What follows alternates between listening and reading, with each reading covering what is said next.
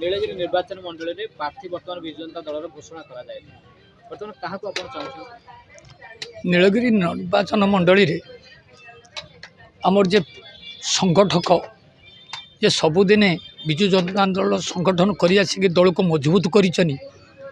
संतोष कुमार खटुआ को ए निर्वाचन मंडली विजु जनता दल को चाहूँ आम चाहूँ जदि विजु जनता दल तरफ सुकांत नायक को प्रार्थी करा जाए तो आप सपोर्ट करेंगे ना कारण से संगठन ले नहांती और नथिले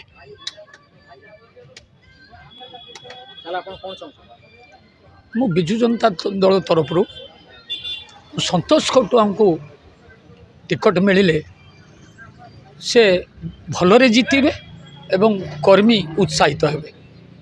कौन आम चाहूँ काली थिला बीजेपी आज हूँ बीजेडी काली जीव कांग्रेस को आम क्या लेकिन ये करवा गोटे जदि दलीय भितर जदि जड़े भल माने नेता नेतृत्व जदि भल न रहा आम तो सब हो से बुर्झांझी भाव कि ये हम आम क्या लेकिन ये करवा कौन भावुं जदि दल सुकांत नायक को जदि प्रार्थी करे कौन भावुं साहय करे केमी साहय कर किंतु गोटे कथा हूँ से तो आज ये अच्छे काली सेठी जीव काली हेटी जीव माने कौन दलर गोटे तो स्थिति रोनी तार ना काली बीजेपी थिला आज हूँ बीजेडी कहला काली के जीव कांग्रेस को काली तापर जीव सीपीएम को माने क्या ये करवा गोटे दल तो ठीक रोनी आम संतोष खटुआ को चाहूँ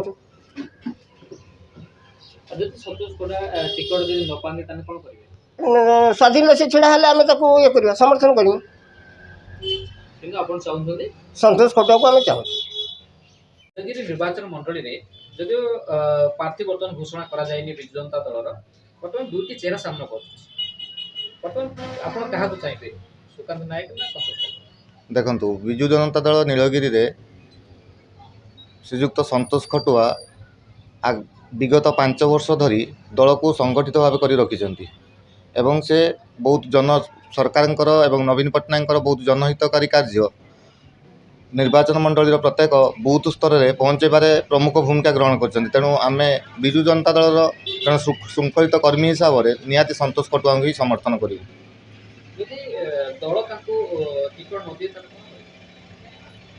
सेटा तो दलीय निष्पत्ति दल क्या टिकेट दब नदब सेगुड़ा उपर स्तर नेता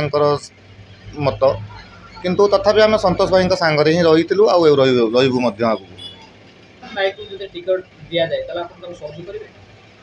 ना सेमती हो पारन जब सुकांत नायक को टिकेट दि जाए